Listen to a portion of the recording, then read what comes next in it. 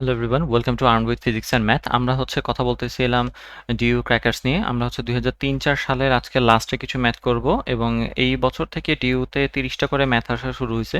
তো সেই কারণে আমাদের হয়তো এই ভিডিওটার বা এই সিরিজের জন্য আমাদের 6টা পার্ট ব্যবহার করতে হচ্ছে। তো আজকে আমরা করব 26 থেকে 30 নাম্বার ম্যাথটা। তো আমাদের প্রথম ম্যাথ হচ্ছে এইটা, যেটা দেওয়া আছে কোশ্চেনের এখানে আপনারা দেখতে পাচ্ছেন। এখন আমার উদ্দেশ্য হচ্ছে এই কোণগুলাকে একটু সিম্পলিফাইড করে নিয়ে আসা। এমনিতে দেখতে মনে হয় খুব একটা ভালো লাগতেছে না, কিন্তু এদেরকে একটু সিম্পলিফাইড করার জন্য আমরা একটা কাজ করতে পারি। সেটা হচ্ছে এদেরকে প্রথমত স্থানাঙ্ক ব্যবস্থায় বসানোর চেষ্টা করব। এখানে আমরা স্থানাঙ্ক ব্যবস্থাটা এঁকে নিলাম। এখন খেয়াল করেন, এখানে দেওয়া আছে একটা কোণ, সেটা হচ্ছে 675 ডিগ্রি এর পরিবর্তে আমরা জানি যে কোনো একটা জিনিস যদি 360 বরাবর ঘুরে আসে, তাহলে সে ঠিক আগের অবস্থানে ফিরে আসলো বলে আমরা বলতে পারি। 360-এর পরে যদি সে আরেকটা রোটেশন নেয়, তাহলে তার অতিক্রান্ত কৌণিক দূরত্ব হইল মনে করেন যে 720। তাহলে এখন আবার এখানে আছে 720-এর থেকে কত কম, খেয়াল করেন 720-এর থেকে এখানে 45 কম আছে।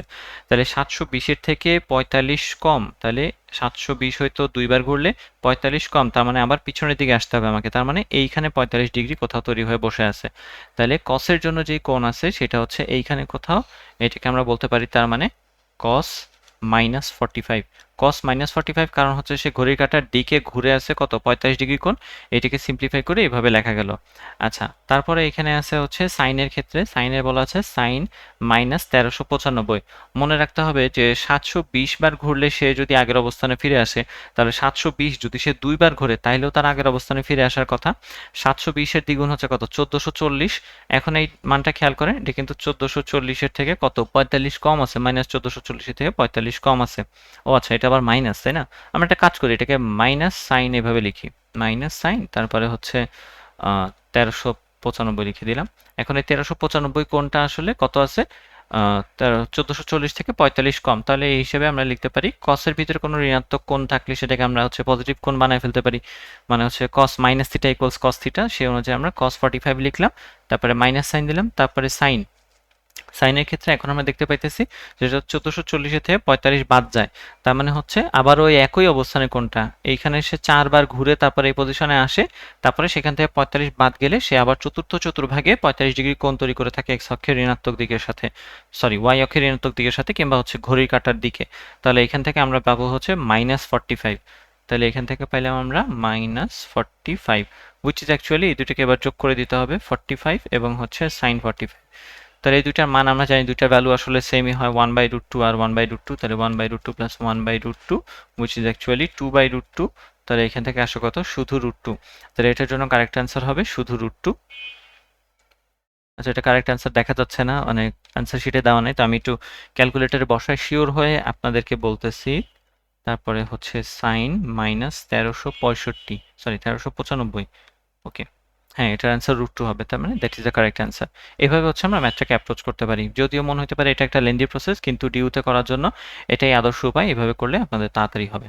আচ্ছা, তারপরে ম্যাথে বলছে নিচের কোন রাশিমালাটি সাইন 3a কে এর বহুপদী রূপে প্রকাশ করতেছে সেটা বলতে হবে। হ্যাঁ, সাইন এ বা কস এ এর বহুপদী রূপে প্রকাশ করে। তাহলে এটার জন্য আমরা সূত্র জানি হচ্ছে সাইন 3a সমান, মনে রাখতে হবে, 3 সাইন a মাইনাস 4 সাইন কিউবে, 4 সাইন কিউবে। আর যদি cos 3a দেওয়া থাকতো, এই ম্যাথ আমরা কিন্তু আগেও করছি, আর যদি cos 3a দেওয়া থাকতো তাহলে 4 cos কিউব a মাইনাস হবে হচ্ছে 3 cos a। তাহলে এই দুইটা সূত্র আপনাকে মনে রাখতে হবে, কারণ এটা বহুতবার আসছে আর কি ডিউতে, যদিও এত বেশিবার এসে ফেলছে যেটা আসার সম্ভাবনা অনেক কম। আচ্ছা, তারপরে ম্যাথে এখানে বলছে যে 40 থেকে 50 সংখ্যাগুলো থেকে দৈব চয়ন পদ্ধতিতে একটা সংখ্যা নেওয়া হলো, সংখ্যাটি মৌলিক হওয়ার সম্ভাবনা কত। তো এখানে প্রথমত আমি 1 থেকে 50 পর্যন্ত যতগুলো মৌলিক সংখ্যা আছে সেগুলোকে উল্লেখ করে দিলাম যাতে আপনাদের বুঝতে সুবিধা হয়। এখন আমি চেষ্টা করব হচ্ছে তাহলে আপনারা এখানে খেয়াল করেন এখানে কোনগুলো হচ্ছে মৌলিক সংখ্যা। যেহেতু আমাদেরকে জিজ্ঞেস করা হয়েছে 40 থেকে 50-এর ভিতরে, তাহলে 40 থেকে 50-এর ভিতরে মৌলিক সংখ্যা আছে এই কয়েকজন, মানে 3 জন আছে। তাহলে 40 থেকে 50-এর ভিতরে সংখ্যা কয়টা এটা একটু খেয়াল করেন। এখানে আমরা অনেক সময় ভুল করে ফেলি, 40 থেকে 50-এর ভিতরে সংখ্যা মনে করি হচ্ছে 10টা আছে, কিন্তু আসলে 10টা নাই, কিন্তু 40 সহ আমাকে কাউন্ট করতে হয়। সেই কারণে 40 থেকে 50-এর ভিতরে সংখ্যা হবে 11টা। এটা মাথায় রাখবো, 40 থেকে 50-এর ভিতরে 11টা সংখ্যা আছে। তাহলে 11টা সংখ্যার কথা যদি আমি চিন্তা করি, তাহলে টোটাল সম্ভাব্য ঘটনা হচ্ছে 11টা। তার মধ্যে মৌলিক সংখ্যা আছে হচ্ছে 3টা, তাই না? মৌলিক সংখ্যা হচ্ছে 3টা, তাহলে মৌলিক হওয়ার সম্ভাবনা হবে 3/11। তার মানে কারেক্ট আনসার হচ্ছে 3/11। এটা মনে রাখতে হবে আমাদেরকে। আচ্ছা, তাহলে তারপরের ম্যাথ করি এবার। তারপরের ম্যাথে দেওয়া আছে হচ্ছে এটা একটা অনির্দিষ্ট যৌগ যেটাকে সলভ করতে বলা হয়েছে, বা এটাকে কি বলে এটা ইন্টিগ্রেশন আর কি। এটার ইন্টিগ্রেশন জিজ্ঞেস করা হয়েছে ডিএক্স এর সাপেক্ষে। তাহলে এইটার জন্য আমরা জানি এটা কেমন করতে হয়, tan inverse of x 1 + x²। এখন আপনাদেরকে বলে রাখি সব থেকে সহজ উপায় হচ্ছে আপনারা ট্যান ইনভার্স অফ এক্সটাকে জেড ধরে নেবেন, তাহলে করতে পারে।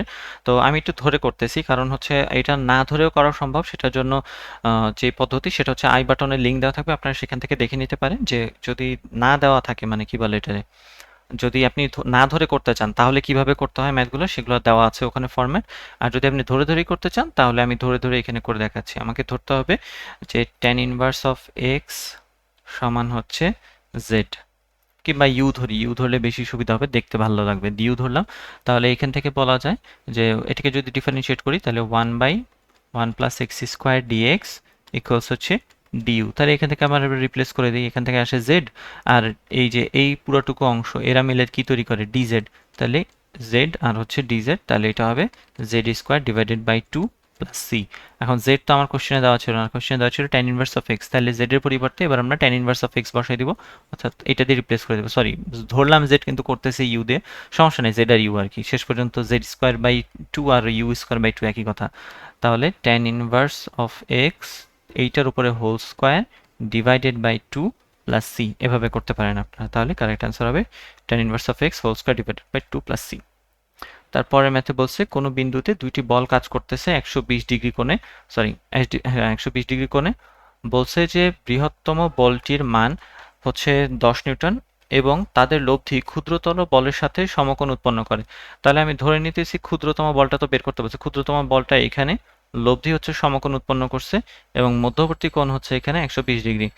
আপনাদেরকে বলে রাখি এটার অ্যান্সার হবে হচ্ছে 5, কারণ ব্যাপারটা হচ্ছে যখন 120 ডিগ্রি কোণে পরস্পর আর কি ক্রিয়া করে এবং যদি সে লব্ধিটা হয় 90 ডিগ্রি বরাবর, তাহলে দেখা যায় যে অবশ্যই 120 ডিগ্রি বরাবর যদি ক্রিয়া করে এবং লব্ধি যদি 90 ডিগ্রি বরাবর উপরে উঠে যায়, তাহলে হচ্ছে মনে রাখতে হবে ক্ষুদ্রতম বল এবং মানে দুইটা বলের মধ্যে একটা আরেকটা দ্বিগুণ হয়। তাহলে বড়টা হচ্ছে এখানে বলা আছে, বড়টা হচ্ছে 10, এখানে কোণ তৈরি করছে 90 ডিগ্রি, এবং এখানে এটার আচ্ছা এটা দেওয়া নেই, আর কি দেওয়া ছিল, সমকোণ উৎপন্ন করলে এখানে 90 ডিগ্রি, আর এটা তো 180, 120 ডিগ্রি পুরোটা। আচ্ছা এইখানে হচ্ছে এটাকে ধরলাম ভি, এটাকে যদি আমি ইউ ধরি আর এটাকে ডাব্লিউ ধরলাম, ডাব্লিউ হচ্ছে লব্ধি। হ্যাঁ, তাহলে এটার ক্ষেত্রে সূত্রটা যদি আপনি অ্যাপ্লাই করতে চান টেন থিটার জন্য, তাহলে টেন থিটা সমান 90 ডিগ্রি যেহেতু, তাহলে টেন 90 সমান আমরা বলতে পারি 1/0। টেন 90 হচ্ছে 1/0, কারণ সাইন 90 ডিভাইডেড বাই কস 90, তার মানে 1/0।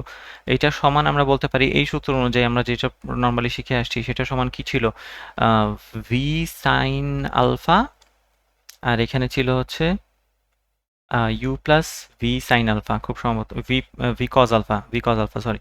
তারপরে এটা আড়াআড়ি গুণ করলে এখানে থাকে শুধুমাত্র u plus v cos alpha equals to 0।